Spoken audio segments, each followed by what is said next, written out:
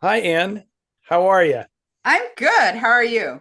I'm good. I'm really, really good. But it's been a crazy week for me. A lot of really good things, a lot of really kind of bad news that has come my way about friends and colleagues, and I don't know how much of that I want to get into because I don't want to depress people. I've learned that people really tune us in because they break from the real world. I Yeah. know that when people explain to me like why they listen so regularly and how they look forward to it, I've come to understand that a big part of that is just we don't talk about current events. We don't talk about negative stuff unless it's in the movies, and who cares, because that's not real. So Yeah. Okay, Eddie, you want to introduce yourself?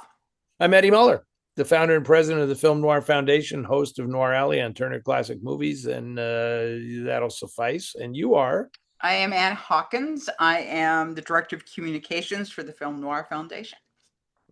fantastic, and And a woman with many fans around the country. that's Uh, new. as I realized, I went to. I think since the last time we did one of these, I have been to Maine, to the Strand Theater in Maine, doing a fundraiser that Alicia Malone invited me to. It's in the theater is in Rockland, Maine, which is just down the road from Camden, where she lives, and met a lot of your fans there. Huh, nice. That said, please say hello to Anne for us. They watch all the time. It's pretty cool. Very cool. Yeah, so let's hop into it. So I have been, well, no, let me do this first. I want to explain to people in case, and maybe we should be doing this more often because I kind of always assume everybody's been watching the show forever and I kind of forget things. But I've had some comments on YouTube, so I thought I should probably tell people like what's going on. So this is how it works. We get questions, and everybody's question gets answered eventually. And we do 10 questions regular, 5 questions lightning round. And questions that come in that are sort of more time sensitive, we do those, but then everything else is the order that we received it. Except for, and if people have like sent in multiple questions close together, then they only get one question answered per episode. So anyway, which is why you're going to hear people refer to the fact, and I love it when people do this in emails. When I'm writing this July 2025, it's like, thank you. Yeah, that's pretty good. They So we had a couple questions where they put that in there. So not a bad idea for so everybody has a frame of reference. And the way that you get a question answered, we don't take it in the comments or anything like that. You have to sign up for our newsletter, and you can do that for free at filmnoirfoundation.org. And that link is in the Facebook post and on the YouTube post. You go there, and then what we do is when we send out our announcement that we're doing an episode, then that's when we ask for questions to come in. And this is also, maybe people can see the problem here. Is that if we miss a couple of episodes a year, which we do because of stuff, we're always going to be kind of Oh yeah. we're always going to be kind of behind getting like all the questions answered, but we'll get there eventually. Eddie will no longer answer the Uh-oh. question about why people um, get in and out of the car on the same side of Why they slide across a bench seat in the old movies? Why do they, yeah, get out on that. the? Why do they always get out on the passenger side if they're the driver? And that question has been officially retired from. We're never going to answer that one again. So that one's out. Other than that, we'll answer your question. And then so anyway, so once you do that, if you want to, you can also donate $20 or more to the Film Noir Foundation. And for that, we send you our quarterly, well, our Noir City magazine Or as for close to quarterly our close to magazine as we quarterly can manage. magazine. And then you get that. Um, and so, if you like the show, that's how you can show your appreciation if you enjoy this. And those dollars go towards our restoration efforts because we restore films. That's our whole reason to be. Well done, Ann. That was it's funny for us just feeling like we kind of wing it. We've now established all kinds of rules and guidelines for how you can submit it. But otherwise, if you just ask the question on the on social media or something, it'll never get into the rotation because I don't know how you. I mean, you pull the questions out of the emails and put them in a sheet that literally I get like hours before we do this. Yes. So I don't have a lot of prep time necessarily No, I because do we try to not do it the same day, but I was at the dentist for 2 hours yesterday, and we released the well magazine this week. So I've been exactly, yes, the new issue of the magazine is now officially out. yeah. So if you uh, do everything that Anne just requested of you, you will get that new issue of the magazine, which is pretty great, I have to Yeah. say. But Yeah, I mean, this cover's is beautiful. needless to say, this is a bonus thing we do for the fun of it. It's not our livelihood since we both have regular jobs that eat up our time considerably. Um, so anyway, that's the deal. So I do want to just acknowledge. I wasn't going to do this, but I do just want to acknowledge a couple of things quickly because I won't post them on social media, and I don't want people to think that I wasn't aware of it. I was very saddened to learn one that you were at the TCM festival, and you know that I introduced Letty Linton, the rare Joan Crawford movie, with George Feltenstein and Casey Lalonde, who is Joan Crawford's grandson, and I was quite shocked to learn that he had died this week, that Casey had died, and I don't know all the details of it, and he was only 54 years old, and I was very much looking forward to doing another event with him this fall in outside Philadelphia at the Noir City event. So that was a shocker and very you know very sad. And then I also came home last night from a trip to LA this week and learned as soon as I got home that our good friend Judy Weiler, William Weiler's daughter, who is a great patron of the arts in San Francisco and a driving force behind the Silent Film Festival in San Francisco, that she and her husband Wiley had passed away under very odd circumstances. Um, and everybody's just devastated because she was just the sweetest, nicest, most generous person. And she had appeared several times at Noir City, or she's come several times to Noir City, but she appeared with me one time on stage because we showed Stranger on the Third Floor, and that's her mom, Margaret Talashay, who is the female lead in that film. And anyway, it's just I just don't understand it. I mean, you know, Judy and Wiley were in their 80s, and so it's not like they got cheated or anything, but they were so active. The last I heard, they were actually driving to Oregon to go to the Shakespeare Festival in Ashland, and they didn't make it. I mean, the car was found on the side of the road, and they were both dead inside. And the CHP did not suspect foul play or anything, but we don't know exactly what happened. And it's so that's the thing. You've lived a full life, but if you're still active enough to be driving all the way to Ashland for a Shakespeare festival, it's not like you're old. So anyway, I just wanted to acknowledge those, and I'm sorry to depress everybody right out of the gate, but we will move on anyway. Actually, I have more bad news. Oh, okay. Um, our longtime viewer who sent in many great questions, Lauren from Chicago, passed. Oh, And I just wanted to say thank you to Richard for letting us know. yes. Uh, Yeah, so, very, very sad. Lauren sent in a lot of questions. It was a really good guy. I always like seeing him at the festival in Chicago. And yeah, and let's face it, you do this long enough, you're going to lose people along the way. And it's I remember there was there was a woman who came to all the noir festivals in Hollywood when I first started doing this, named Dana Holiday. And it was so weird when she suddenly wasn't there. Yeah. Yeah. And yeah, that's how that goes. So enjoy every sandwich, as Warren Zevon said. There you go. Okay, so Okay. shall we? Yeah. So I just have so from our YouTube comments, there is someone that on Letterbox has a list of all the films that you've introduced on Noir Alley. So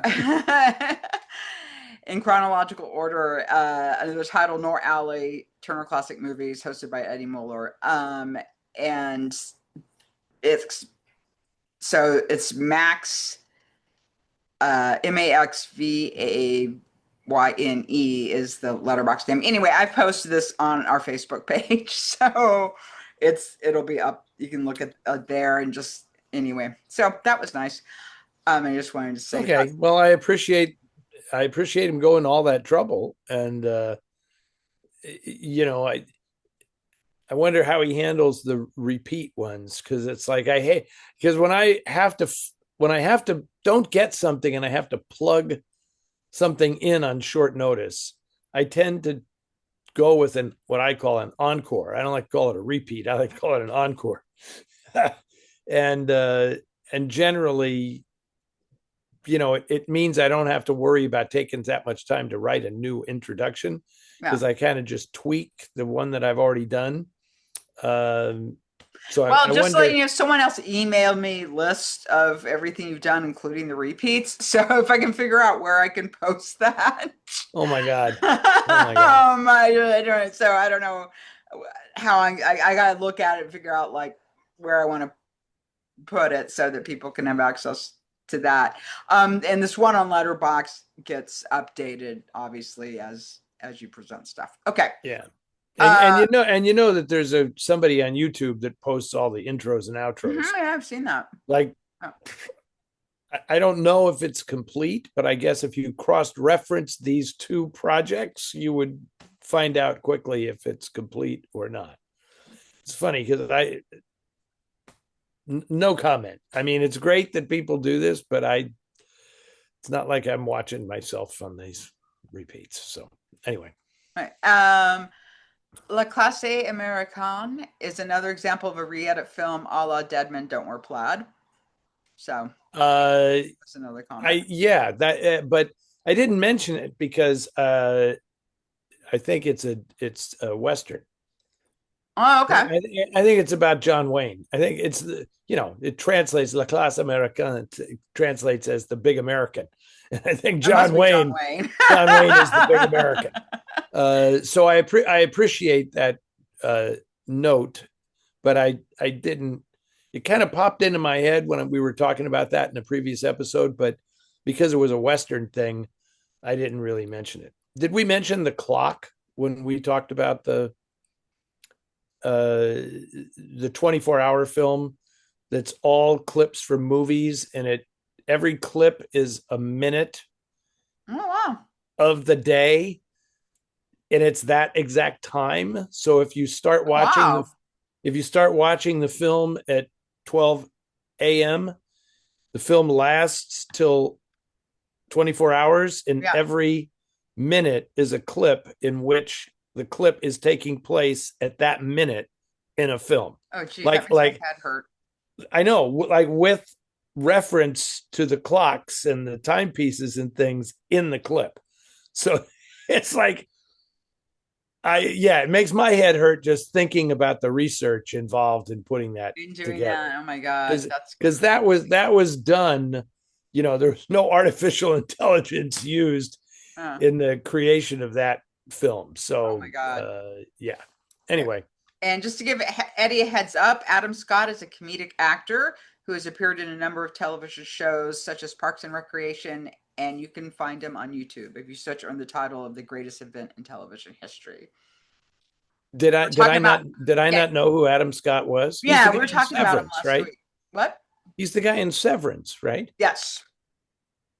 Oh. Yeah, because I was probably talking about that I was going to watch Hokum because I didn't think I'd seen Hoke, because I just saw Hokum on Saturday with Ted. Oh, okay. So I think that's Okay. how that came up. Hokum was really good, by the way, and I do recommend it. We've seen Backrooms. I did see Backrooms. Yeah. I Yeah. thought it So was did I. I thought it was good. Yeah, I really interesting. yeah. Lot to talk about there. Maybe we will if we run short tonight. What are the chances of that? That's that yeah. Gate of Hell is not a Mizoguchi film. The director is Oh, Teinosuke Kinugasa. Yeah. I did I say that it was a Mizuguchi? Yeah. Okay. I screwed that up. I must have been thinking of Ugetsu or Street of Shame or some other one. Yeah. Now, this was a follow-up YouTube comment about our speculation on who should play Ted Turner in a biopic. More interesting question, who would play Jane Fonda? Um, I have absolutely no idea. Yeah, it's hard to God, who could play Jane? I don't know. Bridget Fonda. No, she's. Yeah, I mean, what? No, she's older now than Jane was when she met Ted Turner. So I don't know. I'm pretty bad on the casting things. I I don't know. Jane Fonda was pretty unique. She was pretty yeah, unique. she's a very unique woman. That was just like, man, that I'll was tell you, if it was Jane Fonda circa Clute, I would say Aubrey Plaza, because Aubrey Plaza would be good in that role. yeah.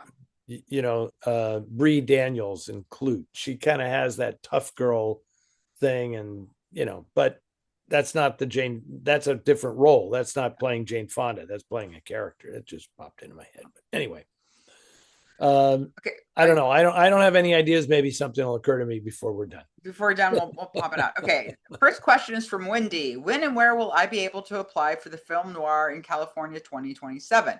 I'm attending the next one in Boston on Friday. I've been to Chicago, Detroit, and Philly. This will be my fourth festival with TCM. Okay, so she must have sent that in before the TCM festival. Um, No, this just came in. So just came in. yeah. So I think she's getting a little confused. TCM is not affiliated with NOIR City festivals. No, not at all.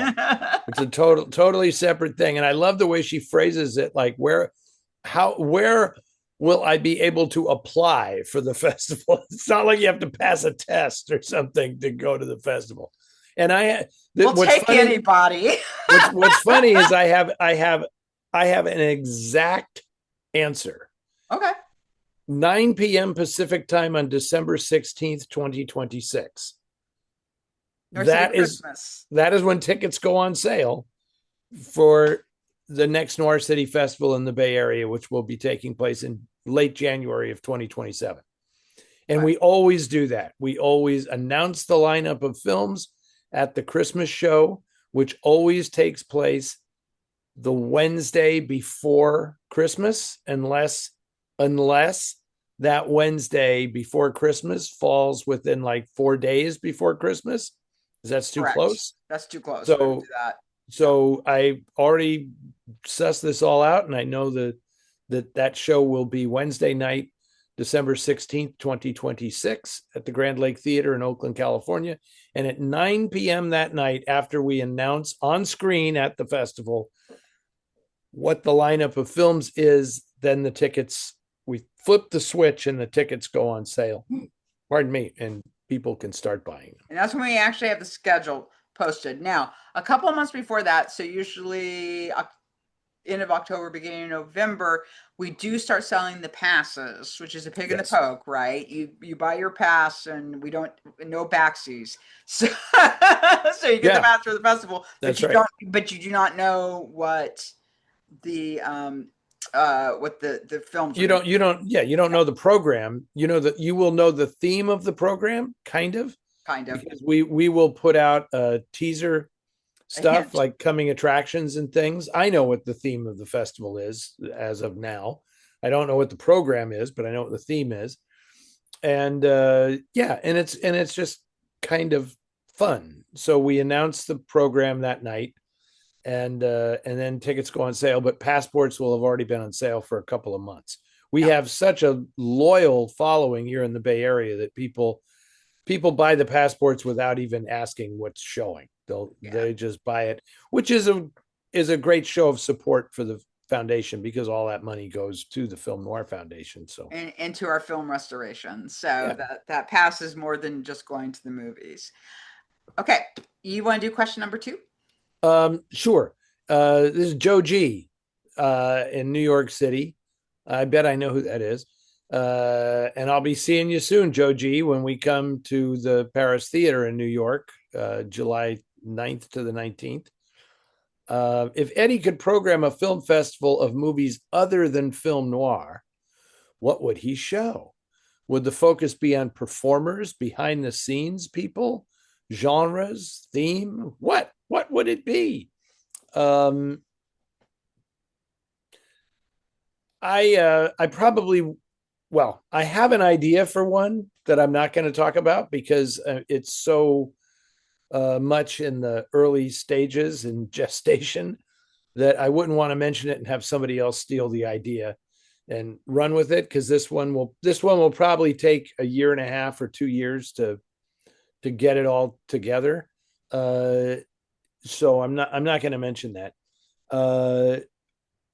But um, that's a good question. I don't think I would do another one with the expectation of it becoming an annual thing. I Yeah. think I would do them as like, wouldn't it be fun to do a festival of something, uh westerns, or exploitation films, or something that had a timely hook where you could just do it for 3 days at a proper venue and have a good time and then retire it.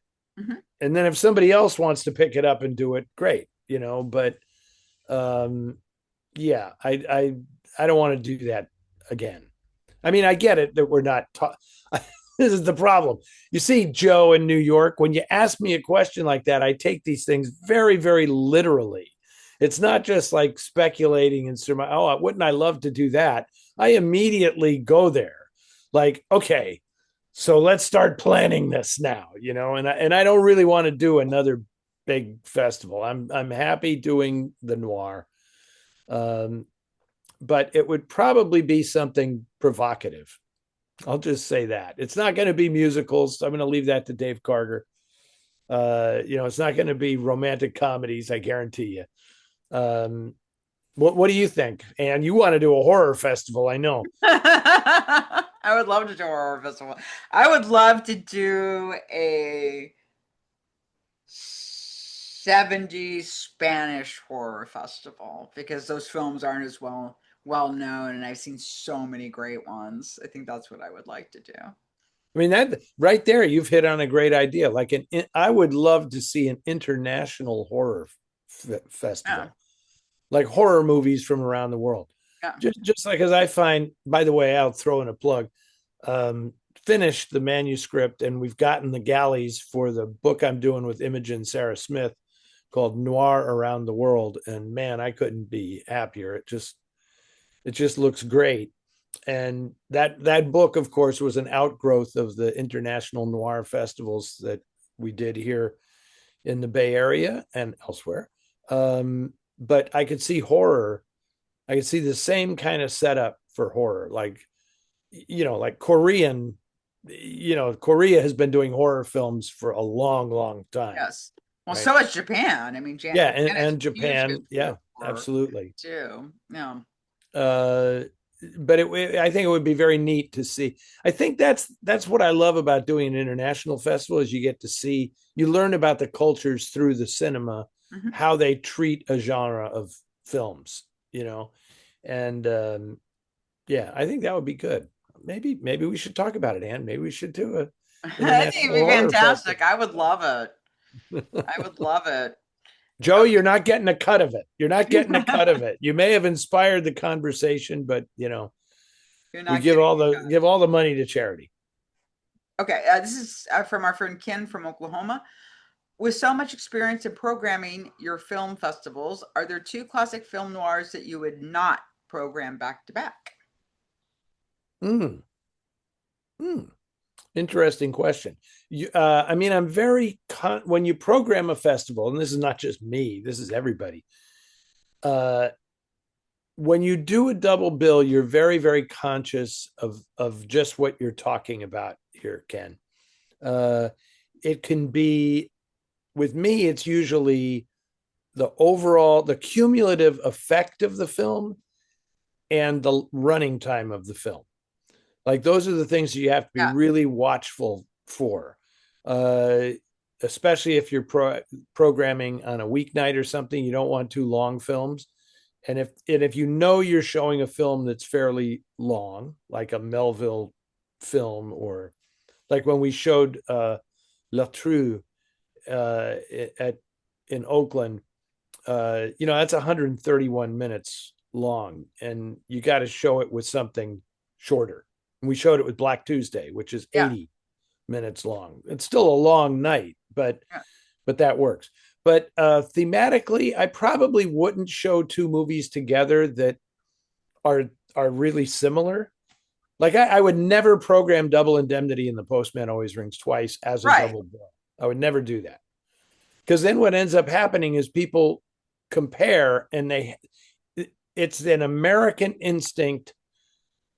When you watch two things back to back, you have to say which one you think is better. Yeah. Even if they're both good, it's an instinctual thing to say, well, this one's better. And we all know it's Double Indemnity is the better one, right? But yeah, so I mean that's kind of the way I look at that. It's less a thematic, because obviously, in our festivals, we're always, the themes always kind of go Yeah. together. I mean, the films are thematically linked, but you don't want them to be kind of the same storyline and have the exact same tone. Yeah. Sometimes you like to, if there's a heavy one, I'll try to offset it with a lighter, something a little bit lighter, which I usually would show second, like a palate cleanser before you go home. Uh, but yeah, I would say Double Indemnity and a Postman. I've shown them in the same festival, but I would never put them on the same bill. Okay. You want to do the next question? Sure. This is from Susan. This has to do with the Castro Theater. It Yes. seems that your impressions of the remodeling restoration were mainly positive. Well, I didn't like the seats.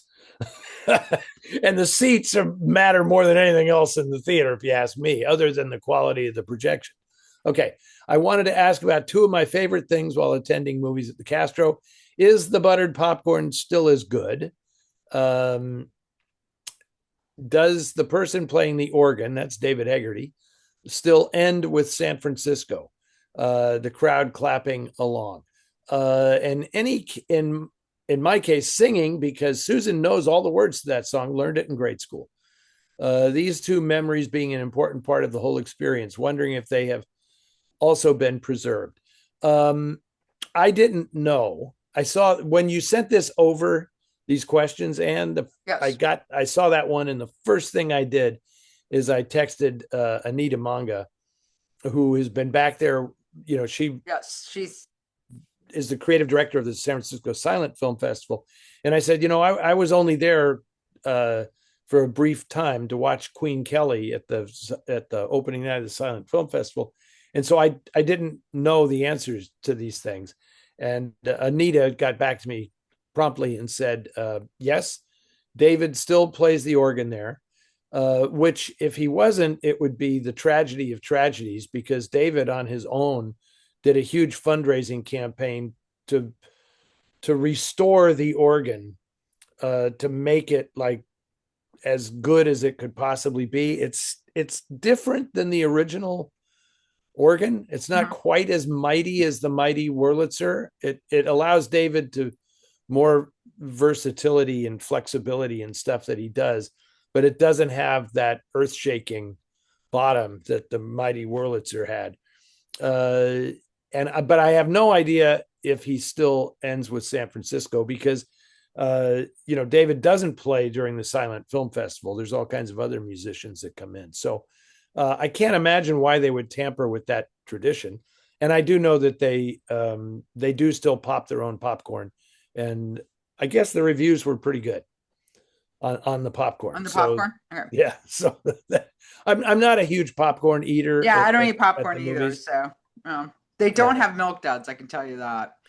I left Milk Duds a while ago. Not really good for the teeth. I'm a Junior Mints guy. Junior Mints or M&Ms. But Junior Mints are better because they make less noise. Mm-hmm. Good You point. got to be. I actually did a thing. I recorded a thing for TCM that I don't think they ever put up on social media, where they asked all the hosts about going to the movies, and I recorded one. Like, what about cell phones in movie theaters? And I don't think they wanted to air that because I basically told everybody watching that if I was in the theater with them when they used their cell phone, they wouldn't leave the theater alive. So I think I was too effectively menacing when I said that, and they decided not to put it on social media. But I also explained how you have to bring a plastic bag to the theater with you, so that when you get your Junior Mints or whatever boxed candy you're eating, you put it in the bag before you go in the theater, and you put the bag in your pocket so you're not making any noise when you take the candy out. Because I don't like that. I don't like people sliding candy in and out of boxes. Red licorice is okay too. Uh, anyway, that's that. Okay, this is from John from Reno, Nevada. On June 9th, Ben Makowitz hosted Steven Yeah, Spielberg. good pronunciation of his name, man. That's Mankiewicz, but we like Makowitz even better. Makowitz. Ben Makowitz, yeah. Mankiewicz hosted Steven Spielberg on TCM. One film they introduced was Minority Report, his journey into Noir Alley. Steve complimented you for introducing him to films he had never seen and for bringing film noir to a wider audience. Apparently, Steve and I have a lot in common. What do you think of Minority Report as a film noir, and what would you say to Steve? P.S. Say hi to Ben when you see him. He did great with Steve. Okay, John. John in Reno, Nevada has to be the only person on earth who calls him Steve. Right? I don't think Kate Capshaw calls her husband Steve. I think she calls him Steven. I have never heard anybody refer to Steven Spielberg as Steve. It's Steven, and what would I say to Steve? The stuff that I have said to Steve, because I actually I know Steven, and I heard about his interview with Ben, and that he was very complimentary and talked about Minority Report, which has a lot of similarities to Dark Passage. When the first time I saw it years and years ago, I said, well, because that's a Philip K. Dick story, if I'm not Mm-hmm. mistaken, It is. and it was pretty evident that he was cribbing a lot of stuff from Dark Passage. Um, I liked that film. I thought it was good. I would watch it again these days because I haven't seen it since it first came out, but I remember enjoying it very much, and I like Colin Farrell a lot. And I know it's a Tom Cruise thing, but Colin Farrell has kind of made the movie for me. Oh. What was there another question there? No, What would I just what what would we I just say what we to just Stephen? say I to would Steve. say thank you, Stephen, because he donated $10,000 to the Film Noir Foundation this year. He's aces in my book. That's what I would say. Yeah. Um, I would but I, ask him I about the will. Columbo episode he directed. There you go. And Brilliant. working with Joan Crawford. Night He worked with Joan Gallery. Crawford and he worked with Peter Falk.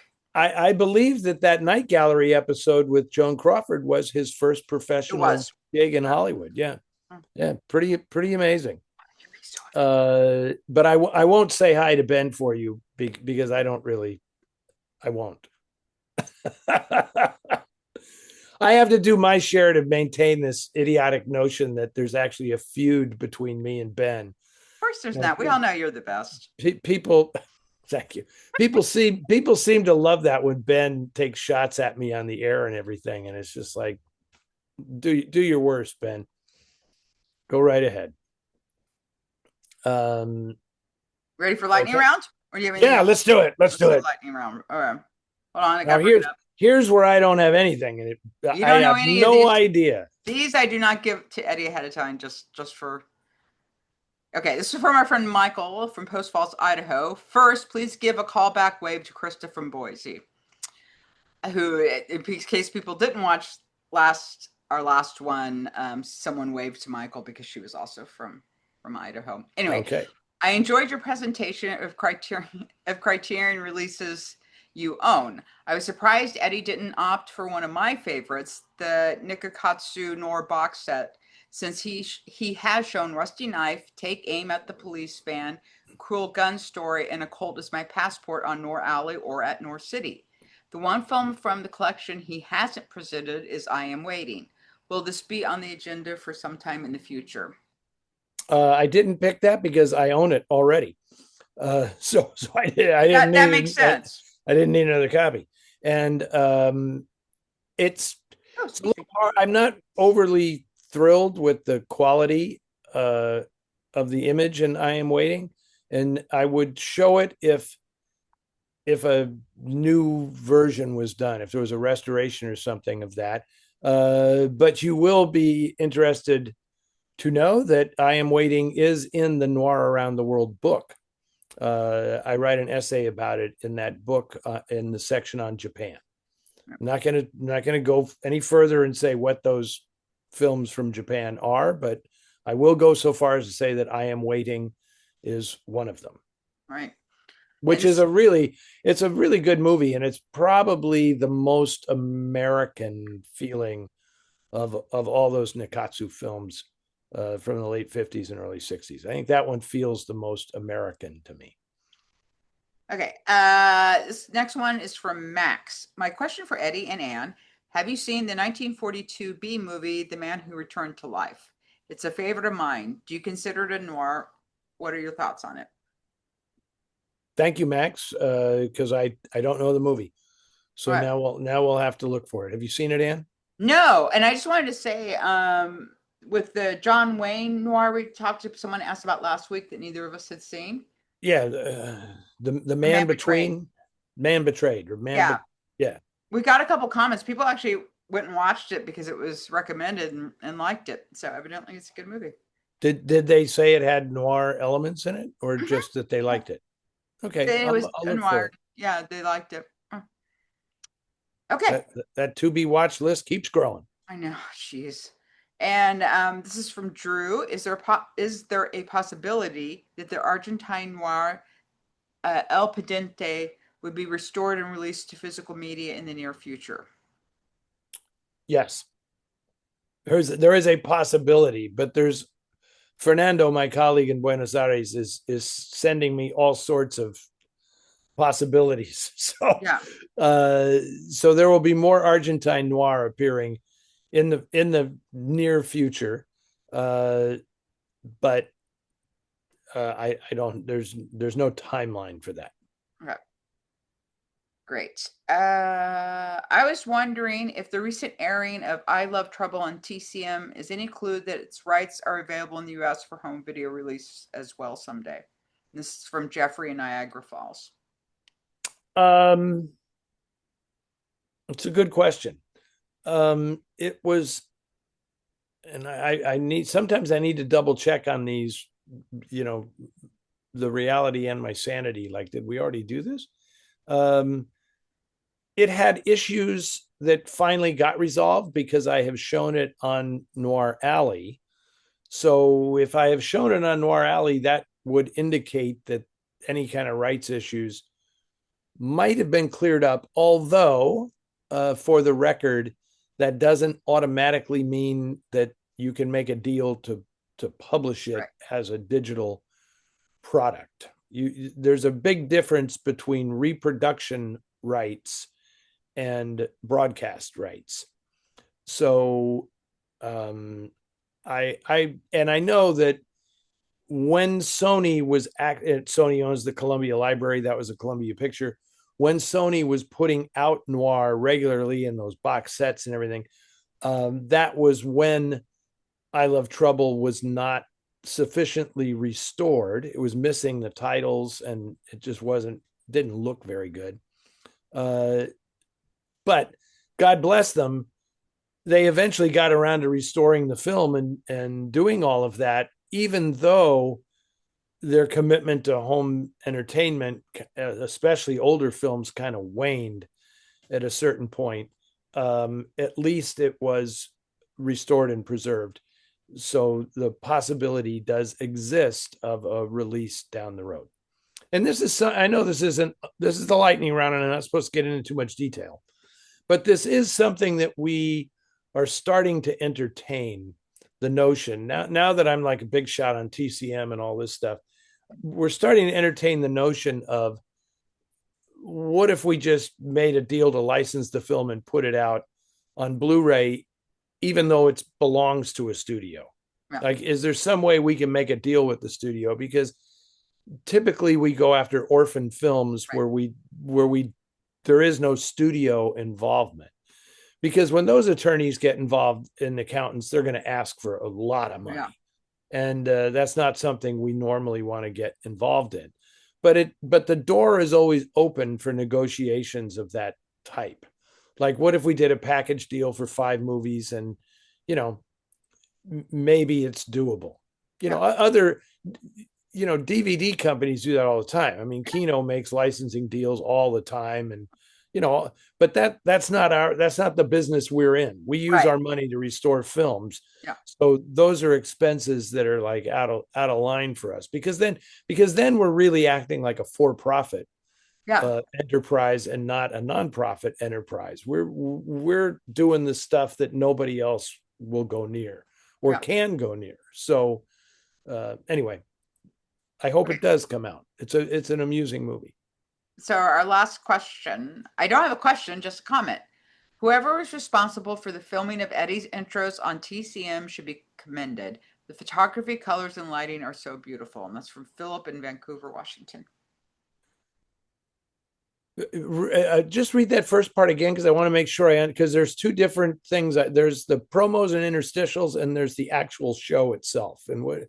It's whoever is responsible for the filming of Eddie's intros. Oh, okay. That's yes.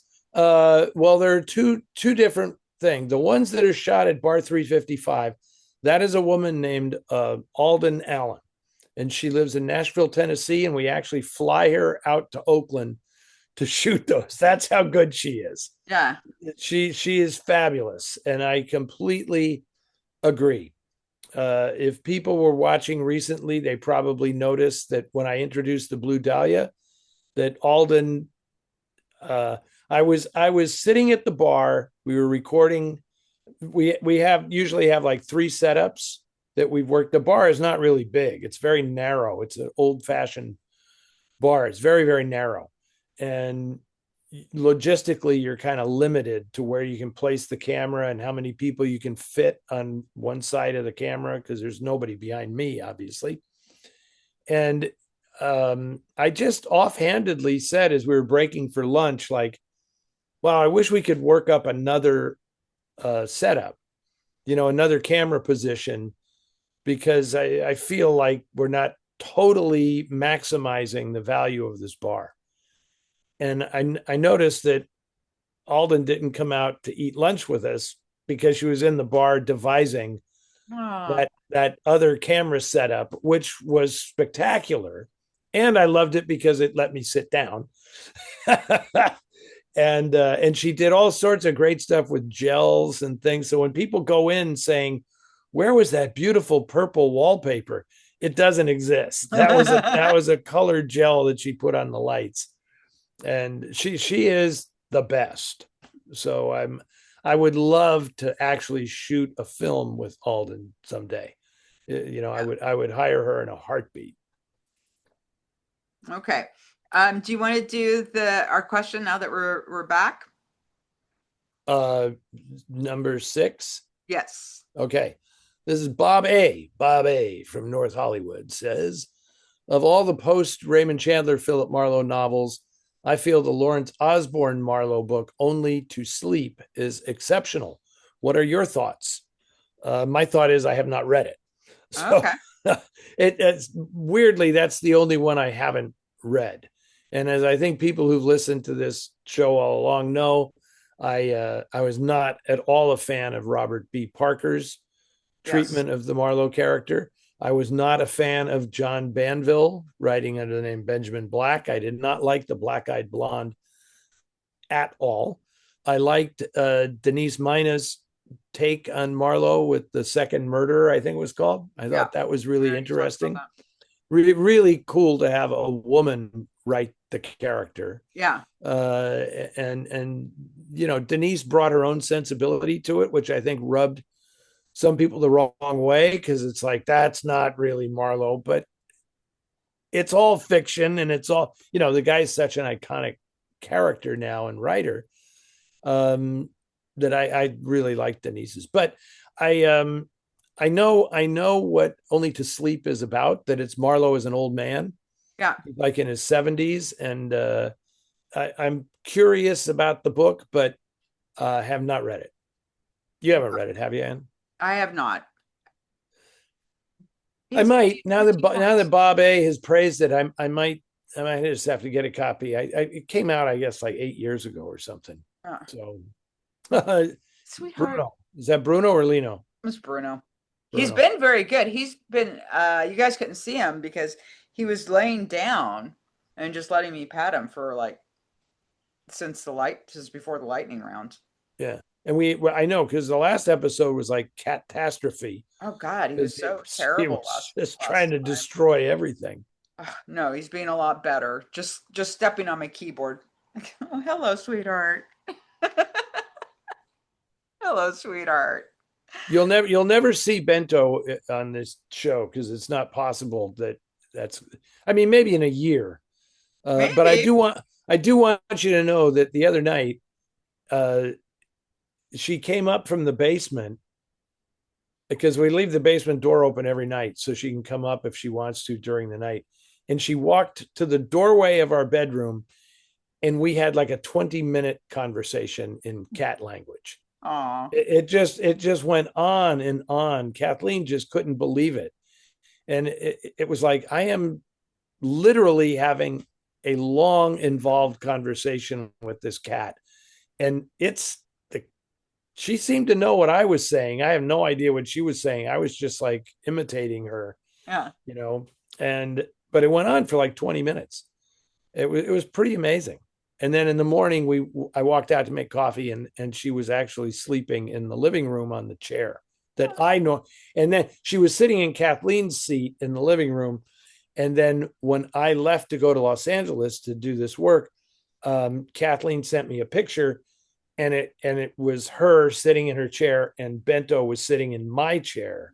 He had taken my place in the living room. So that was pretty cool. So as you can see, the relationship is developing. I'm glad. I know it's hard when you've been a feral cat on your own. You get adjusted to being in people's house. So that's pretty Well, cool. it was so funny because Adjusted. last night I came home from LA, and I passed out. I went to bed, and at like 2:30 in the morning, I was awakened by this raging cat fight. And I got really nervous because I said, "Oh my God," and then I thought, wait a second, that's not Bento, because Yeah. I know she's in the house.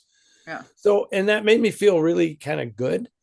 Like, Keyboard. well, she's made her decision, and now she doesn't have to worry about brawling with other cats and things. She's in a safe space. Yeah. No, it's true. And that's, it's oh, sweetheart. Okay. Can you read the next question?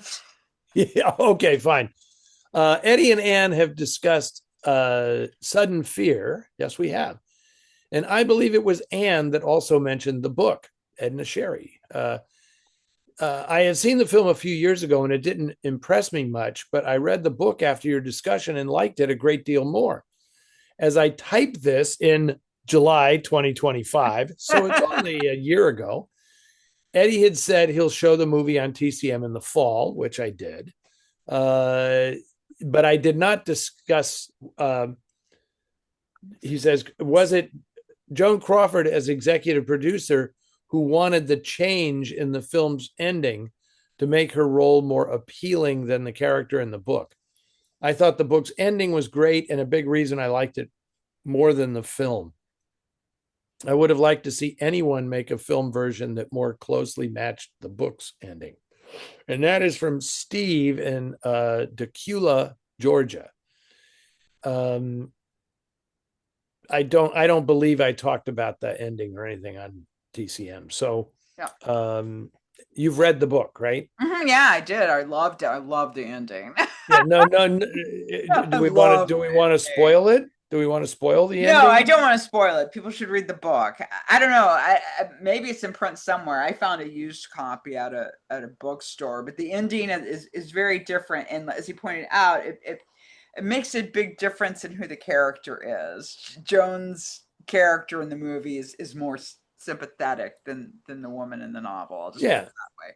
Well, Uh, without giving away the ending, I mean, we can say that in the book, uh, her revenge on Lester and Irene, Jack Palance and Gloria Graham, in the book, is much more calculated and vicious yes. than in the movie, where she's like, "Oh, I got to get them before they get me," kind of thing, and Yeah. then she kind of wimps out, Yeah.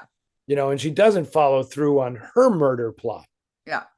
I think I've just basically told you what the major difference is without Spoiling. discussing who lives and dies at the end of the book. Yeah. And all that stuff. Yeah. Um, yeah, I would love to see them do it from the book because I think that you could do that now. That would also, I think now too, that would just kind of be more acceptable to a general audience. Yeah. I And think I think so. I yeah, you mean, could, women are allowed to be tougher and meaner and more cruel. I would say, yeah, more meaner and vicious. I think women in old films were still pretty tough. I mean, I just still can't hear the There's no God. question. But wasn't it interesting that in the 40s, Joan Crawford was a tough cookie. Yeah, But it's weird that her screen persona was always, at some point, she's going to meet the man that softens her up yeah, and she'll fall in love. That was the 50s Joan, yeah, because she was trying to convince the public that she was still desirable and yeah, lovable yeah, and all that stuff. So all those noir films that she did in the 50s, noir stained films, she softens up toward in act 3. That yeah. was like a standard formula for her. So I guess that's the answer to Steve's question. Is I have no doubt that it was Joan Crawford Yeah, who mandated that change. Like yeah, I'm not going to be the yeah, the Harridan. Well, it wasn't a Harridan really. Just I'm not going to be as calculating and crazed as the woman in the book. yeah. Because I think Stanny would have played it that way, right? I mean, Yeah, Stanwyck was like the woman that hello, adorable. Stanwyck is the woman that would like. I still. What was the movie where she's the one with the gambling problem? yeah. Lady Gambles. Yeah, and those guys, two guys, like beating the crap out of her in an Oh my alley. And God. I was just watching that scene, thinking, I don't think anyone besides Stanwyck could have had that in a film. I don't think there's And another actress. when they were filming that she's saying, "Come on, don't pull your punches, hit me harder," Exactly. She was Yeah. just like, let's do it. So she And was just, also the Stanwyck movie that's like that is No Man of Her Own. yeah, When she realizes there's no way out, she's going to have to kill Lyle Betker. That's the only way out of the thing. And they do, she gets a way out. There's yeah, in that film, but that's not of her doing. yeah. She's prepared She would have to done kill it. the guy. She would have done it. Absolutely. Yeah. Oh, That Stanwyck. might okay. So remake potential there for Sudden Fear is what I Absolutely. think I we've would love, I would, decided. Yeah. I'd love to see a remake of it. I think it'd be really great. Yep. Huh. You'll Uh, notice that the sun is changing now, and uh, so are the we, lighting is very strange on me all of a yeah. sudden. Yeah. Okay, we got to get through this fast. We still have the light. So, this is, I have to tell you, I'm in a different place in the house because I had my whole house rewired, yes. and it drove me absolutely insane.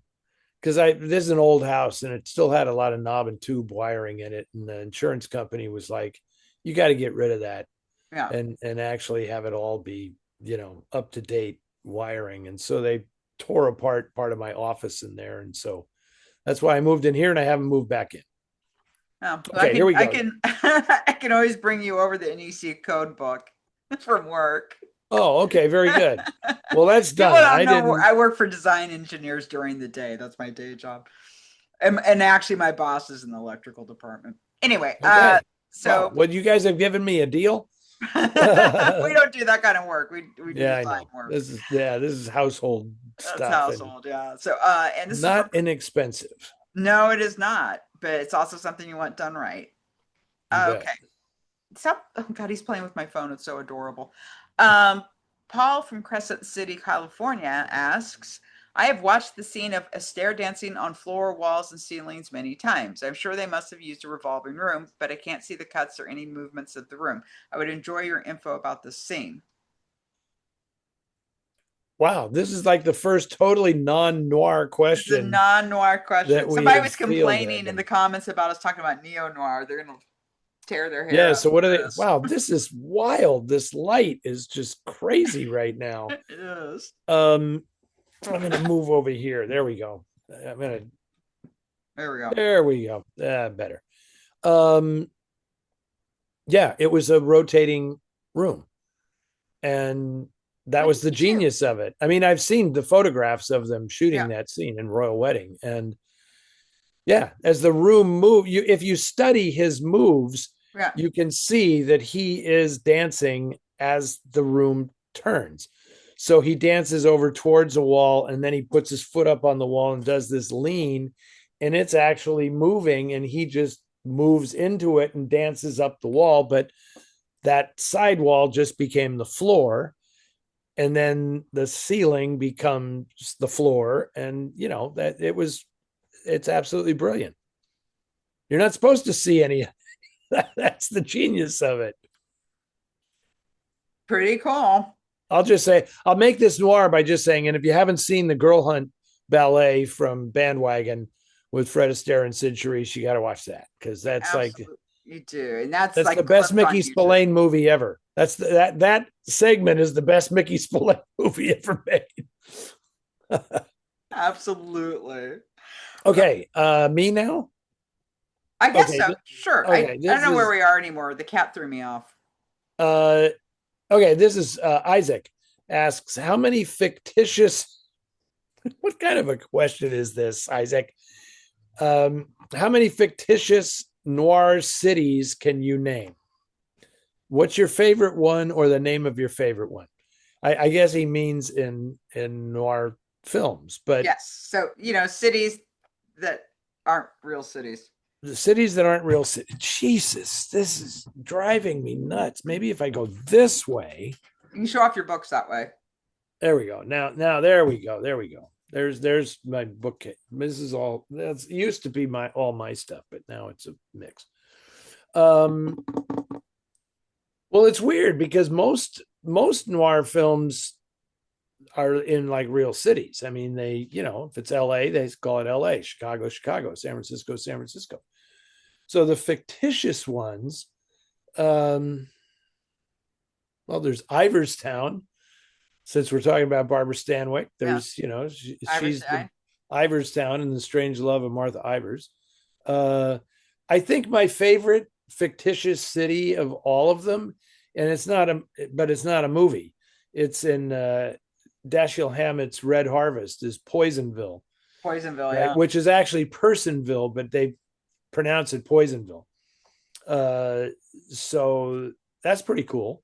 And I've always been partial in Raymond Chandler uh, books. He's in Los Angeles, but Bay City is like his fictitious one, which I can't remember. It's either Long Beach or Santa Monica or something, is what it's based on. But yeah, Bay City appears. And I think so. That would mean Bay City is probably in The Lady in the Lake. Um, and what's the name of the? Do they in Ride the Pink Horse? They call Santa Fe, right? I think so, yeah. I can't remember if they I think make so. up a. Yeah. Yeah, because it's the La Fonda Hotel, and that's the Yeah, famous yeah. hotel in Famous hotel Santa too. Fe. Yeah. So I mean, it's weird. I'm having a hard time thinking of fictitious Well, wherever city. what about the city in the Glass Key? That I I can't. don't. All I know is it's a very corrupt city, but I don't know It's the a name. very corrupt city, but it doesn't. You're right. I cannot remember the I name cannot remember the name of it. of the city, and they never named the city in the Asphalt Jungle. I know that Alan Rudolph's Trouble in Mind they call Seattle Rain City. Yeah, It's just called Rain City. yeah, Very appropriate. Um, yeah, I can't really. This one kind of came out of the blue. yeah. This requires some research, I know, man. Because I'm like trying to think of things. I just don't know the names of. Like I've seen films noirs that are definitely set in. Oh, um, Uncle Charlie. Yeah, Santa Rosa. Santa Rosa. Yeah, but Santa Rosa is a real place, right? Don't they Oh, call it Santa Rosa in the movie? oh, I guess they do call Santa Rosa in the movie. Yeah, you're right. I honestly For some reason, I thought don't they changed the name, remember. but I guess they didn't. Um, and there was just one just slipped out of my mind. I was thinking of, oh well, if I remember it, we can come back to it. Okay. Okay. Final question of the night, and this is from Tom. This is a long one. Your Ask Eddie and Ann, July 10th, 2025, triggered a question I've been thinking about for some time. The Big Okay. Street with Lucille Ball and Henry Fonda, a definite must see, starts with The Big. And that was from 1942. There are many productions that start with The Big. The Noir classics are The Big Sleep, The Big Carnival, The Big Clock, The Big Combo, The Big Heat, The Big Knife, The Big Steel, and there was also less notable The Big Bluff, Caper, Night, Operator, and the Big Punch. The Big Lebowski on the latter side. Jack Webb's early TV Dragnet shows were titled The Big, which was from the radio show originally. Right. Right. Is there a story as to who came up with The Big? Did Damon Runyon start the big craze with The Big Street? Is there also a story why so many noir and other films start with The Big? Is The Big a big deal or just a big coincidence?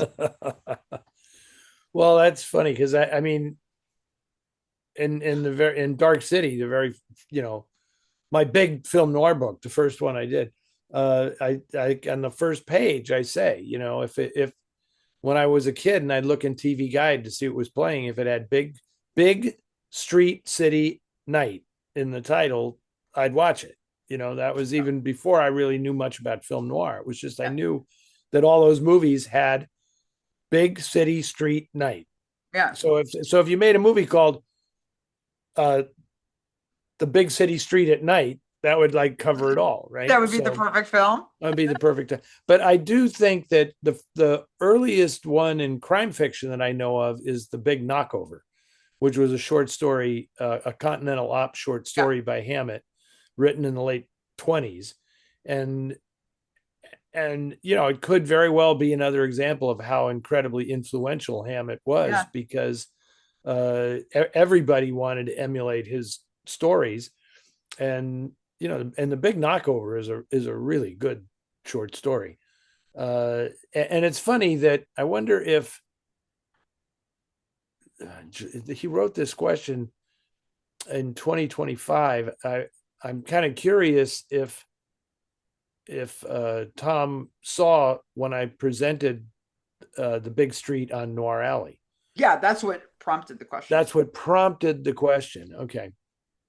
Um, I don't remember Runyon except for the Big Street. Of course, he also did Little Miss Marker, so it's not Big Miss Marker, Little Miss Marker. Um, anyway, I don't know if he did a lot of other bigs, but He wrote The Ransom of Red Chief, didn't he? uh, Or did he? Or was that somebody else? that's a good question. Is that Runyon or is that somebody else? I love No, that story. It's so no, funny. that's O. Henry. Oh, that's O. Henry. Yeah. Yeah, yeah, because it's in that O. Henry's Full House Oh, right. It movie. is. Yeah, yeah. It's the Because longest. Fred It's Allen's in it. yeah, yeah. It's an Oscar Levant, and Yeah. yeah, I love that. It's absolutely fantastic. Um, but yeah, all these bigs are. It was just a thing. I mean, I think Hammett with the big knockover and Chandler with the big sleep are pretty influential. You Yeah. know, the big carnival doesn't count because that was quickly changed to Ace in the Hole. It's the same Yeah. movie. Uh, yeah, just big just became a thing. Um, Big Bluff, I know that one. I'm trying to think if there's one that he missed in here. I don't know. He's The pretty Big pretty Caper. comprehensive. I've shown the Big Caper on Noir Alley. I'm not sure I showed the Big Night. I don't think so. I know I haven't shown the Big Operator. That's the Mickey Rooney movie, and I don't know the Big Punch. That I'm not familiar with that at all. Anyway, I think everybody who writes crime fiction has done a big at some point I think so in their too. life. Yeah. In fact, the novel I'm working on right now has big in the title. See, there you have so it. so it's official. Yeah. Okay.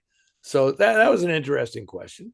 So So I have some exciting news for people who live in San Francisco. There is a new bookstore in town on Powell Street. So yeah, 230 Powell Street, called the Best Bookstore. So I just wanted to share that news with everybody because I is it found in fact the best bookstore? it's a good bookstore. It's not the best bookstore. Where is it located? Is it didn't move into a It, place of an old bookstore, did it? no, no, because there wasn't a bookstore on Powell What's Street. what's the cross street? It's in between O'Farrell and Geary.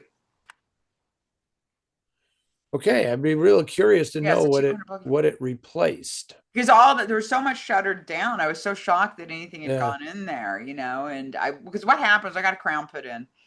And then I went for a chocolate milkshake at the Palace Hotel because my mother used to always buy me a milkshake after After you I went would to the get this up. dentist. So Yeah. now I'll go down to the Palace Hotel because they had the Ghirardelli there, and then it's a good chocolate shake. So I went and got that small because it's 5 billion calories.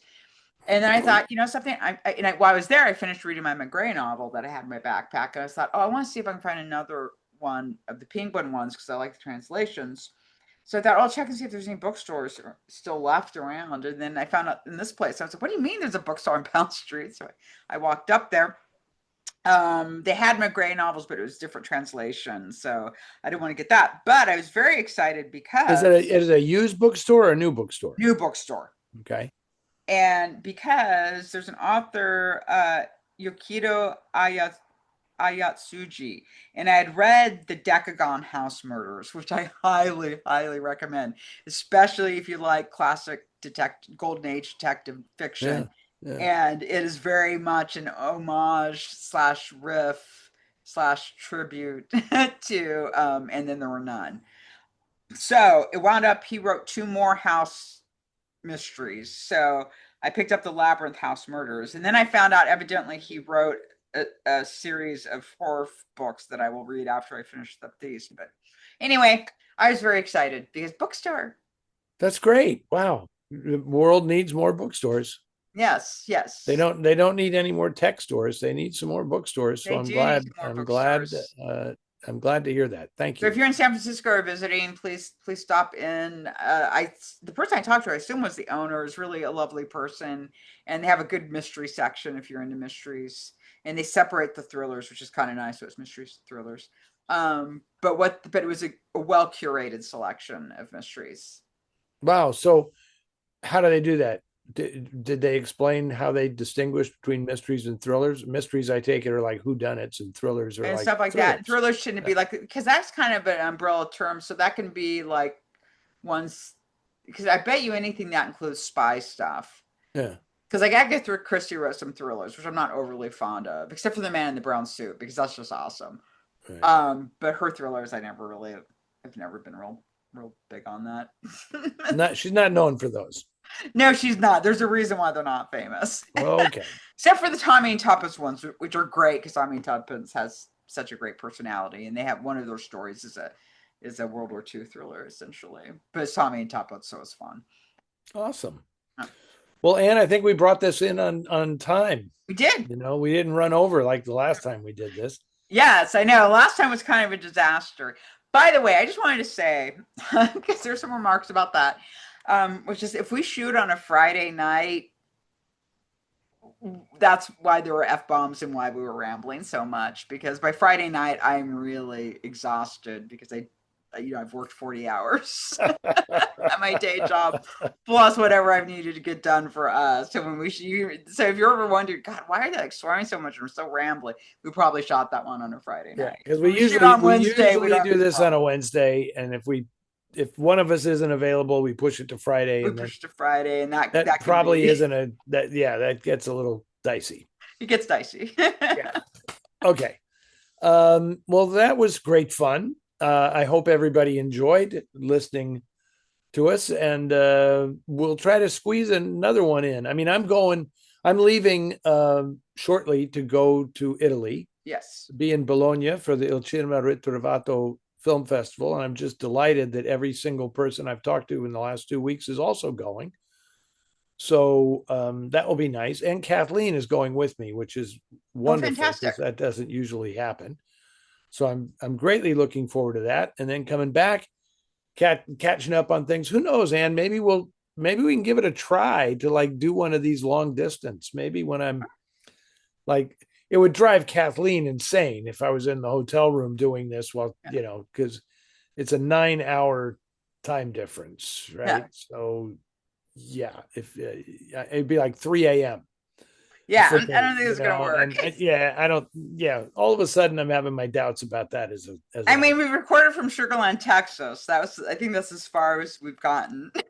You've done Yeah. Seattle before. Yeah, I think I did one in You've done Seattle, and I you've done think I've done one Seattle. in Atlanta. I think I've been in Atlanta for Maybe one. so. Yeah. And I've done I Um, did several from Sugarland where my mother lived. So, no. I'll mention Sugarland to Steve when I next time I see him. I'll say, Ann is from Sugarland, Texas. See if that gets a rise out of him. No, I've actually Anyway, used like a still from that when I've gone on PTO. When I'd go down to my mom, I'd tell everybody, hey, I'm gonna be on PTO, and I'd put like a Sugarland Express still in the emails. Is that what? well, I've run out of energy, and Me too. also You gotta go pick up Kathleen. I got to go pick up Kathleen at the airport. She's flying in at 8:05, and I've just got time to get there. Okay. And we'll talk about Backrooms another Next time. time. Yeah, we can talk about that next time. Okay, guys. Lot of stuff to recommend in that film, and some stuff that I thought was kind of head scratchingly goofy, and like Yeah. I didn't find the movie particularly scary. I can imagine people who are claustrophobic, or the parts of that film would drive them absolutely nuts. Yeah, I But mean, I guess I feel bad because I saw it like the week after I saw Obsession, which was like a 5 out of 5 film. Obsession's an amazing film. oh, So I feel like that my opinion of Backrooms may have suffered because Obsession was just extraordinary. this is like what I'm telling you. When you two similar films back to back, you always have to say this one's better. Yeah. Even though I'm sure they're very different films. No, no, I Trying. mean, no, and it's just like I said, it's just because Obsession it's exceptional. I mean, Okay. that film is going to go down like as one of the great horror films, like Texas Chainsaw or Halloween or something like that. Oh, So, okay. I mean, so having to see something else in the same genre the next week Yeah, was yeah. a pretty tough sell than for the other films. So I know I kind of, and also I just seen Exit 8, which is very similar to Backroom Similar, yeah, too. yeah. So it was like not a good confluence of things for maybe I would have rated Backrooms higher if you know the previous 2 films I'd seen weren't those 2 films. But Well, it's a good I film and do people should see it. appreciate But, I do appreciate both of these young filmmakers using their success to tell Hollywood these movies are successful because young people don't want to have their intelligence insulted. Mhm. They want challenging, inventive things, and obviously, horror is what sells. And Yeah, people who knock it and say, but they're just horror movies. Why aren't they making really, meaningful? Blah, blah. It's like that's how you get your movie made. yeah, When you're young, you can make a horror movie, and they'll give you the money to make the horror movie.